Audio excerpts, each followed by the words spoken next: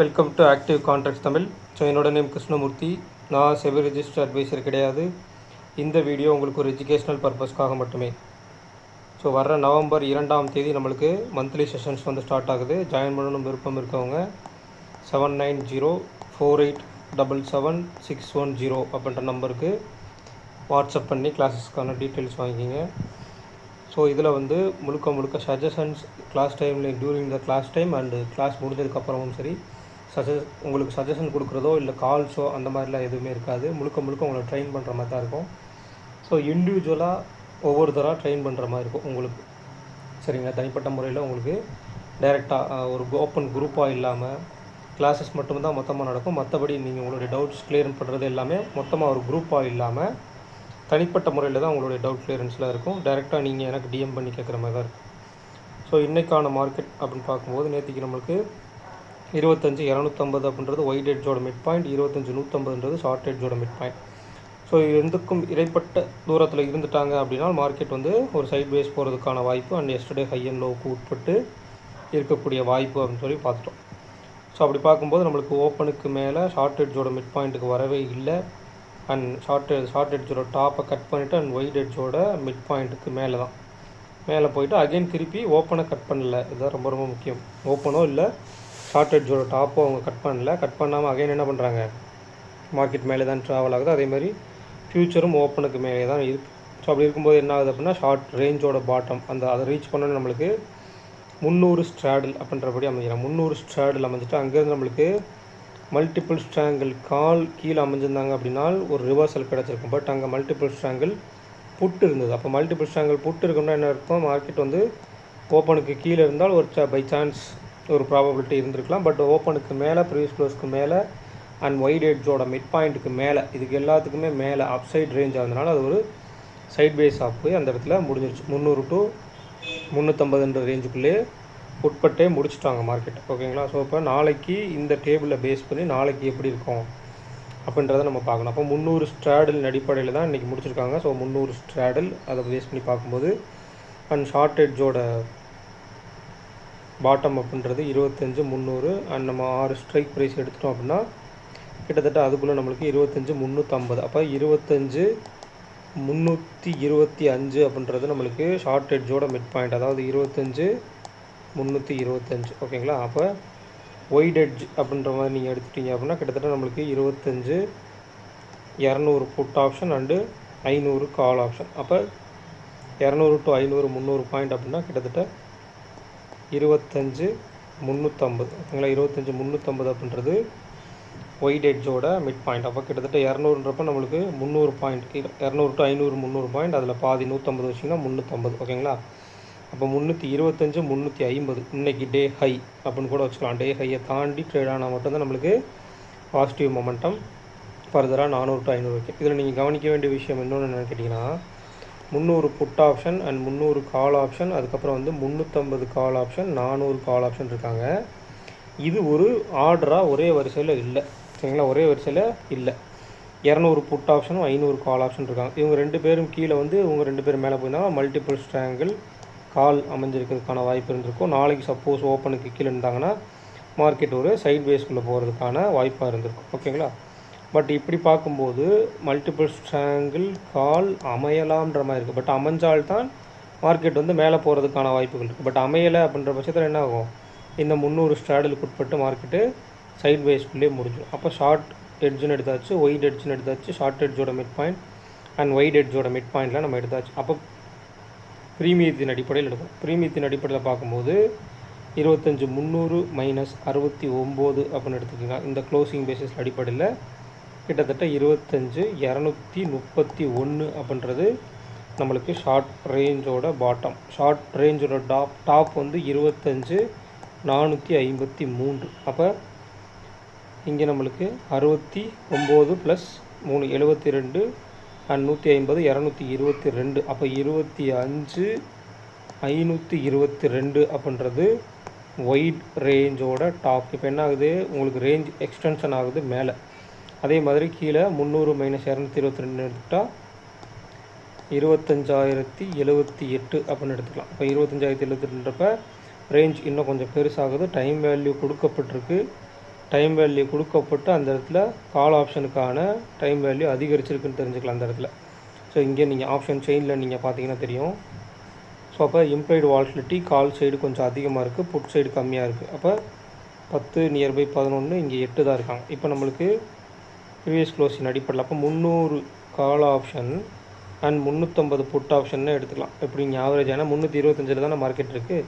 So ரெண்டுத்துக்கு mid point எடுத்துக்கலாம். அப்போ இந்த இடத்துல உங்களுக்கு ஆல்மோஸ்ட் ஒரு 24 பாயிண்ட் வச்சா கூட 140 பாயிண்ட் உங்களுக்கு டைம் வேல்யூ இருக்குது கால் சைடு.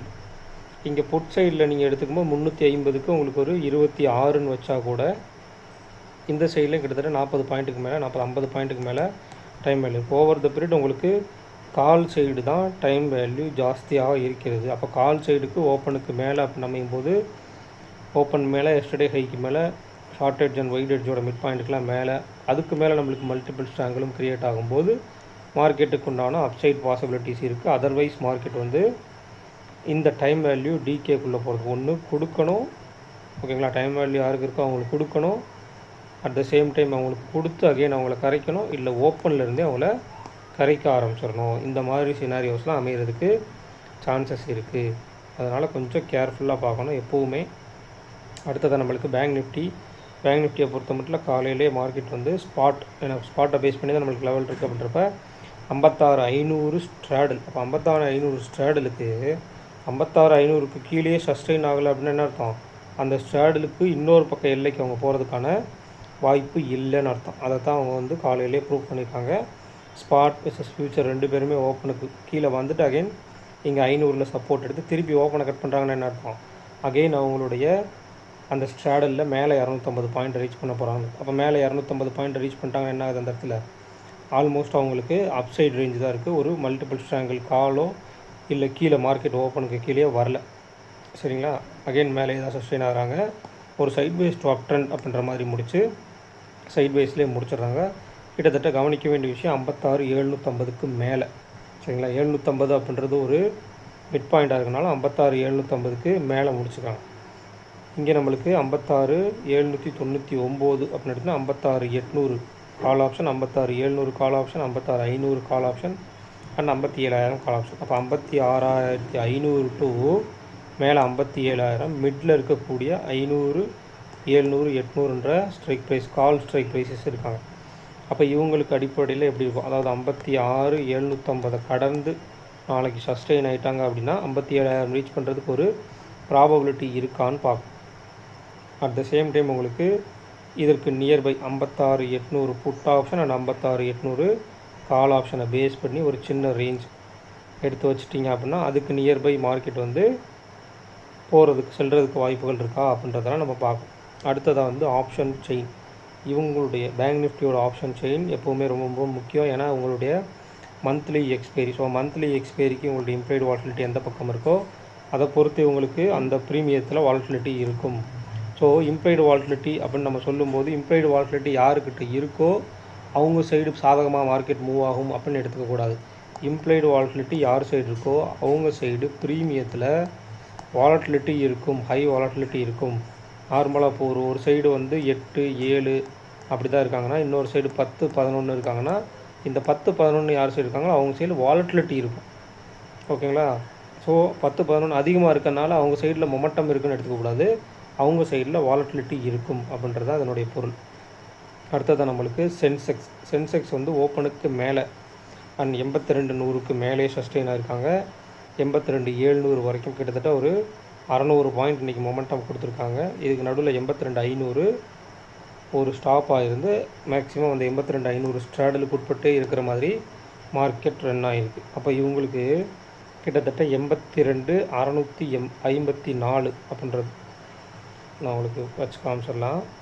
ஸோ இதில் மந்த்லியில் டே வீக் இதெல்லாம் தாண்டி நீங்கள் மந்த்லியில் எடுத்துட்டிங்க அப்படின்னா 82,600 வீக்லியில் எடுத்துட்டிங்க அப்படின்னா உங்களுக்கு 82,654 அப்படின்றது லாஸ்ட் வீக்கோட ஹை. அந்த ஹைக்கு மேலே போயிட்டு சஸ்டெயின் ஆகாமல் திருப்பி கீழே வந்து முடிச்சிருக்காங்க. ஸோ அதை நீங்கள் கவனித்து பார்த்தீங்கன்னா தெரியும். இந்த இடத்துல 82,654 ஓகேங்களா. அப்போ அந்த லெவலுக்கு மேலே போயிட்டு அகெயின் சஸ்டெயின் ஆகாமல் கீழே வந்து திருப்பியும் அந்த லெவலில் பிரேக் பண்ண முடியாமல் கீழே இந்த இடத்துல முடிச்சுக்கிறாங்க. ஓகேங்களா? அப்போ லாஸ்ட்டு வீக் ஹையை இந்த வீக், அதாவது நாளைக்கு கட் பண்ணுறதுக்கு ஒரு வாய்ப்பு கிடைச்சால் என்ன ஆகும் அப்படின்றத பார்க்கணும். ஸோ இங்கே நம்மளுக்கு 82,000 புட் ஆப்ஷன், 83,000 கால் ஆப்ஷன், அதுக்கு நடுவில் 82,500 ஸ்ட்ராடல், அதாவது 82,000 put and 82,500 call put and 83,000. So 82,500 call and put straddle இருக்குது. 82,500க்கு மேலே தான் மார்க்கெட். அப்போ உங்களுக்கு 82,000 புட் ஆப்ஷன் மேலே இந்த இடத்துல 82,500 put option, 500 call option, 600 call option, 700, 800 வரைக்கும் இருக்காங்க. மல்டிபிள் ஸ்ட்ராங்கிள் 800 வரைக்கும், அதாவது 82,800 வரைக்கும் இருக்கிறது. ஸோ இது வந்து ஒன் சைடு உங்களுக்கு புட் ஆப்ஷனும், அதர் சைடு உங்களுக்கு நிறைய கால் ஆப்ஷன்ஸ் இருக்காங்க. அதாவது 82,000 ஃபார் ஓடிஎம், அதை நம்ம விட்டுறலாம். அப்போ 82,500ன்ற ஒரே ஒரு சப்போர்ட் ரீஜியனாக இவங்க மட்டும்தான் இருக்காங்க. அதுக்கடுத்து எல்லாமே உங்களுக்கு கால் ஆப்ஷன்ஸாக தான் இருக்குது. ஸோ ஒரு மல்டிபிள் ஸ்ட்ராங்கிள் கால் ஆப்ஷன் 600, 500, 600, 700, 800 வரைக்கும் இருக்குது. சரிங்களா? ஒரு 400 பாயிண்ட். அப்போ நாளைக்கு எந்த இடத்துல ஓப்பன் ஆகுறாங்க அப்படின்றது ரொம்ப ரொம்ப முக்கியம். அண்ட் ஓப்பனுக்கு மேலேயா கீழேயான்றது ரொம்ப ரொம்ப முக்கியம். அதே மாதிரி 82,500 விட்டு கொடுக்காத வரை மார்க்கெட்டுக்கு வந்து டவுன் ட்ரெண்ட் அப்படின்ற ஒரு ப்ராபபிலிட்டிஸ் கம்மியாக இருக்கிற மாதிரி இந்த டேபிளில் அமைஞ்சிருக்கு. சரிங்களா? அப்போ 82,500 விட்டு கொடுத்தால் எவ்வளோ ரேஞ்ச் அப்படின்னா 82,500 க்ளோஸ் 111 அப்படின்னு எடுத்துக்கிட்டால் கிட்டத்தட்ட 82,389 சம்திங் வருமா? ஸோ அந்த ரேஞ்சுக்கு நியர்பை, 489 சம்திங் வரும். ஸோ அந்த ரேஞ்சுக்கு நியர்பை 380 அந்த ரேஞ்ச். ஸோ அதை தாண்டி கீழே நம்மளுக்கு கட்டானா தான் 82,250. சரிங்களா? 82,250 அப்படின்றது நம்ம சொல்கிறோம் இல்லையா, 250, 500, 700 இந்த மாதிரி இடங்கள்லாம். ஸோ இந்த இடத்துல நீங்கள் பார்த்தீங்கனாலே தெரியும் உங்களுக்கு, காலையிலே நம்மளுக்கு 82,250க்கு மேலே சஸ்டெயின் அப்படின்ற ஒரு விஷயத்தில் அடைஞ்சனால தான் நம்மளுக்கு 82,500 வரைக்கும் போயிருக்காங்க. ஓகேங்களா? 82,500 வரைக்கும் மார்க்கெட் போயிருக்கு. இந்த 82,250க்கு மேலே ஓப்பன் ப்ளஸ் 82,250 அப்படின்ற ஒரு விஷயத்துக்கு மேலே போனால் நம்மளுக்கு 82,500 அவங்க ரீச் பண்ணியிருக்காங்க. இவங்க சைடில் எப்போவுமே பேங்க் நிஃப்டியை காட்டிலும் இன்னும் கொஞ்சம் அதிகமாக ப்ரீமியத்தில் வாலட்டிலிட்டி இருக்கும்.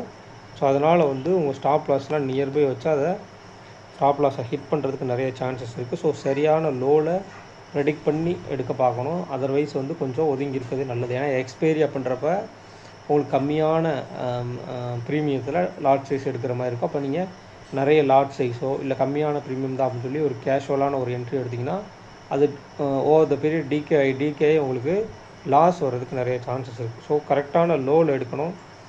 எந்த side market low, spot low வைக்கிறாங்க, இல்லை இந்த ஸ்பாட் எந்த சைடு ஹை வைக்கிறாங்க, at the same time spot high வைக்கும்போது அதுதான் சரியான ஹையாக இருக்குமா, அந்த இடத்துல இருந்து ஒரு ரிவர்சல் வருமா, புட் ஆப்ஷனுக்கு அதுதான் லோவாக இருக்குமா, அல்லது மார்க்கெட் லோ வைக்கும்போது கால் ஆப்ஷனுக்கும் அதுதான் லோவாக இருக்குமா, அந்த இடத்துல மார்க்கெட்டில் என்னென்ன லெவல்ஸ்லாம் வருது, ஸோ அந்த இடத்துலேருந்து சப்போர்ட் எடுத்துட்டாங்க அப்படின்னா எந்த இடத்துக்கு வரைக்கும்லாம் போகலாம் அப்படின்றதெல்லாம் தெரிஞ்சுக்கணும். ஓகேங்களா?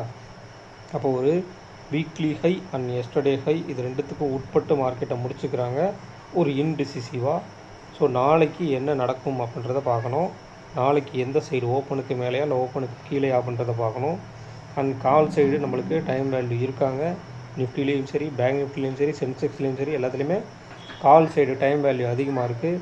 அப்போ அந்த கால் சைடு டைம் வேல்யூ அதிகமாக இருக்குன்னா அவங்கள கரைக்கணுமா, இல்லை கால் ஆப்ஷனுக்கு கொடுக்கணுமா, இல்லை ஓப்பன்லேருந்தே கால் ஆப்ஷனை டிகே பண்ணணுமா அப்படின்ற சுச்சுவேஷன்ஸ் தான் நாளைக்கு இருக்கும். ஸோ அதை பேஸ் பண்ணி நீங்கள் மார்க்கெட்டுடைய பாயிண்ட் ஆஃப் வியூ வைக்கணும். எப்போவுமே ஒரு மார்க்கெட் சினாரியோ அடிப்படையில் பேசிக்காக வச்சுக்கணும். அதிலிருந்து நீங்கள் மாறுபட்டுன்னு சொல்லக்கூடாது, கொஞ்சம் கொஞ்சமாக ஆட் ஆன் பண்ணி டேட்டாவை இம்ப்ளைடு வாலட்டிலிட்டி ஆகட்டும், ஆக்டிவ் கான்ட்ராக்ட்ஸ் ஆகட்டும், இது எல்லாமே கொஞ்சம் கொஞ்சமாக ஆட் பண்ணி அண்ட் டைம் வேல்யூ முக்கால்வாசி வந்து உங்களுக்கு இந்த எக்ஸ்பைரி டைமில் வரக்கூடிய விஷயங்களில் யாருக்கிட்ட டைம் வேல்யூ இருக்குதுன்னு பாருங்கள். அவங்கள்ட்ட டைம் வேல்யூ இருக்குது அப்படின்னா ஒன்று அவங்களுக்கு வந்து கரைச்சிடணும், இல்லை அவங்களுக்கு கொடுத்து கரைக்கணும். அப்போ அந்த கொடுத்து கரைக்கிற ஒரு விஷயம்தான் 0 to ஹீரோவாகவும் இருக்கக்கூடும். உதாரணத்துக்கு ஒரு கால் ஆப்ஷனுக்கு நம்மளுக்கு இம்ப்ளைடு வாலட்டிலிட்டி அதிகமாக இருக்குது, மார்க்கெட் ஒரு இடத்துல ட்ரேட் ஆகிட்டுருக்கு கீழே அப்படின்னா திருப்பி அந்த கால் ஆப்ஷன் கொடுத்து அகைன் கரைச்சிடுவாங்க. ஏன்னா கொடுத்து கரைக்கும் போது அவங்களுக்கு நார்மலாக வர்ற டிகேவை விட இன்னும் கொஞ்சம் அதிகபட்ச டிகே அவங்க சைடில் கிடைக்கும். உதாரணத்துக்கு நீங்கள் இந்த எக்ஸ்பைரி அன்னைக்கு நிஃப்டி நமக்கு நடந்துக்கிட்டு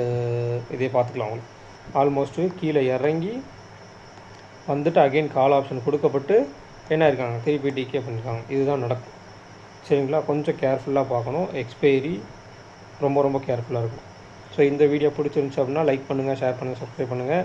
மறக்காமல் உங்கள் கருத்துக்களை வந்து கமெண்ட் செக்ஷனில் கமெண்ட் பண்ணுங்கள். நன்றி, வணக்கம்.